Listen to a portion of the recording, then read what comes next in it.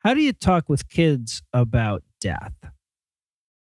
Even worse, how do you talk to other people's kids about death? Other wrong people who are telling their kids religious bullshit and will get mad at you if you don't go along with that bullshit.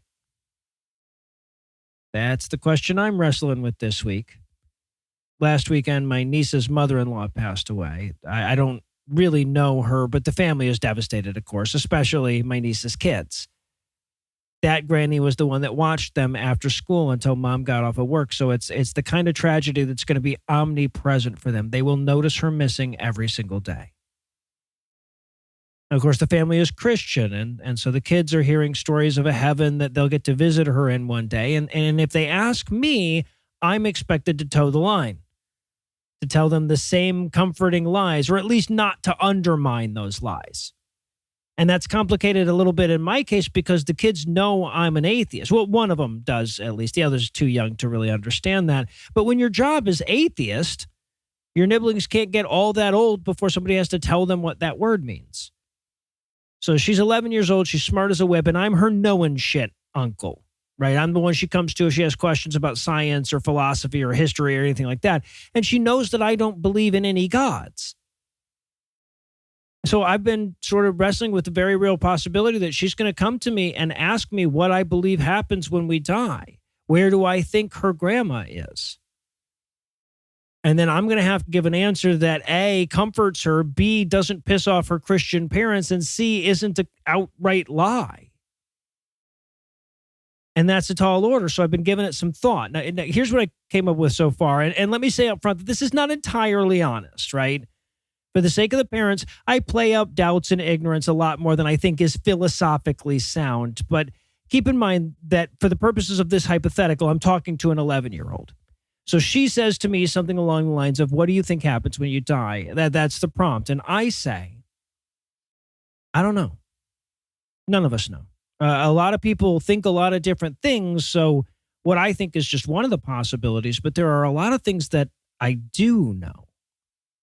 Like I know, for example, that we don't know. So if there's a God and there's a heaven, God doesn't want us to know about it for sure. If he did, he'd show it to us like he does with bats and penguins and icicles and stuff. So he wants us to have at least some doubt. He wants us to live in a world where we believe that death at least might be final. And you have to ask yourself, why would a God do that? But I have a theory. See, if we knew for sure that all the people that we lost were in heaven, we wouldn't think about them very much. We would tell ourselves, well, I'll see her in 60 or 70 years and I'll think about her again then, but between now and then I won't because it'll make me sad. But if we don't know for sure, we have to make room for them now. See, who I am doesn't just live inside of me. The part of me that you know lives inside of you. Some tiny little chunk of your brain is dedicated to me. And every time you think about me or remember something that I taught you or anything like that, it gets a little bit bigger and it gets a little bit stronger. That's how brains work. And when you think about all the people that I've met in my life and you add up all the chunks of all their brains where I live, I bet that would weigh more than my own brain. Even before you subtract out all the parts of my brain that are dedicated to you and your Aunt Lucinda and your mom and your dad and all the other people that I've met. All of that is me, collectively. Everybody's memories and perceptions of me are just as much me as I ever was. So when I die, most of me stays here on Earth, tucked away in all the brains of all the people who ever loved me. And maybe that's why a God would hide heaven. Maybe he would just want to make sure that we make plenty of room in our brains for the people we've lost, just in case that's the only place they have left.